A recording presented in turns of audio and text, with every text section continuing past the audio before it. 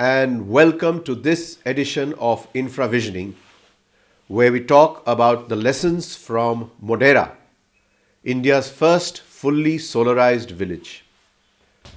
The village of Modhera, with its 8,000 inhabitants, is situated on the bank of the Pushpavati river in the Mehsana district of Gujarat.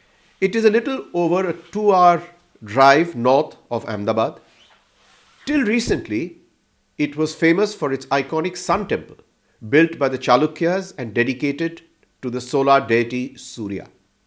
It is now famous for being India's first fully solarized village also. It is no coincidence that this village, housing the sun god, achieved this status.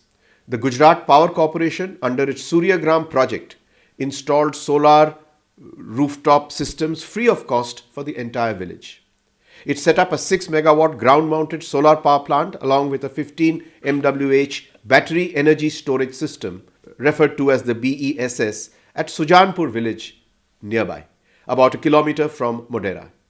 Solar panels of 1 kWh have been installed on the roofs of the 1,400 households in Modhera. Such systems have also been installed on public and institutional buildings in the village like the bus stand, police station, primary health center and panchayat office. There is also now an electric vehicle charging station, and of course the sun temple gets illuminated at dusk. The entire daytime power demand of Modhera is met through the solar project, and at night the supply is met through the BESS. On any average day, about 30,000 units of solar power is generated, of which 5,500 units are consumed during the day and 6,000 units are stored in the BESS. The excess power is fed into the state grid on a daily basis. Residents confirm that the electricity bills have come down drastically. A typical household that used to pay a monthly electricity bill of rupees 3,000 now needs to pay only rupees 1,000. Householders are using more electrical gadgets, making daily life more comfortable.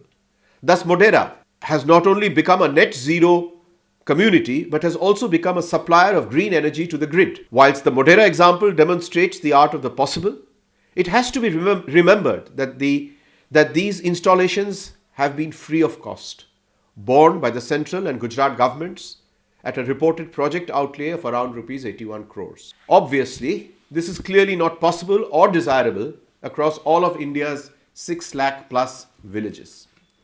In fact, the national implementation of residential rooftop solar has been patchy and disappointing, though solar energy growth has been rapid since the inception of the National Solar Mission in January 2010. The objective then was to achieve 20 GW of grid-connected solar power project capacity by 21-22. In 2015, this target was revised to 100 GW, of which 40 GW was to be achieved through grid-connected rooftop photovoltaic, also referred to as RTPV, and the balance 60 GW from utility-scale projects. Of this, a large portion, 11.8 GW, or about 17% of installations, are at residential premises, and 2 GW or 61% came from a single state, Gujarat. The biggest advantage of RTPV is that there is no additional capex for land which is required. Consumers can utilize their own premises to generate electricity and become prosumers, which means a combination of producers and consumers. But residential consumers tend to shy away from RTPV investments for a variety of reasons. These include an inability to afford upfront installation costs, hassles in arranging finance, free or highly subsidized retail tariff for lower consumption domestic usage, and principal agent challenges in rented homes. In parallel, rooftop project developers find it expensive to aggregate demand from small residential consumers. Long gestation periods in closing the sales cycle, the irritations inherent in processing approvals from DISCOMs for multiple locations are some of the debilitating reasons for demotivating installation agents. The pushbacks from DISCOMs have largely come in the form of lobbying for changes to rules and regulations, primarily those with respect to sale of excess energy back to the grid for fear of losing cash-paying customers. For example, the majority of states have now restricted the capacity size of RTPV for which net metering is allowed. In most states, this capacity restriction is up to systems below 500 kW. Such limitations on net metering lowers the financial viability for commercial and institutional consumers who have access to larger roof areas that can fit in bigger projects. DISCOM's disinterest is a bit surprising, as sourcing from RTPV requires lower investments in securing transmission interconnections. Having a good proportion of RTPV increases the local distribution grid's efficiency and reliability also. The Ministry of New and Renewable Energy has made repeated attempts to get RTPV moving for the residential sector. A fiscal cum incentive package was fashioned for this purpose. Central financial assistance is provided to residential consumers under a graded scheme based on project size. This includes an advanced capital grant of up to 40% of project cost for systems up to 3 kW and 20% of project cost for systems between 3 and 10 kW. In addition, DISCOMs are provided with performance-based incentives.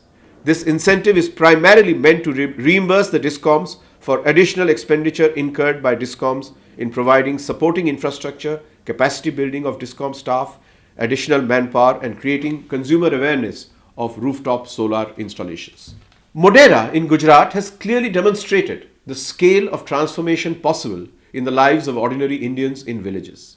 Globally, rooftop solar has been recognized as a tool to alleviate poverty. It monetizes the free sunlight falling on our boats and serves as a kind of green direct benefit transfer. Ideally, this movement should spread far and wide across India's countryside. A fresh scheme needs to be formulated that should draw upon all the learnings to date. This practical, monetizable, and poverty alleviating opportunity should be pursued with vigor, just as electricity and water connections have been. Then, every village in India could become a sun village. Thank you.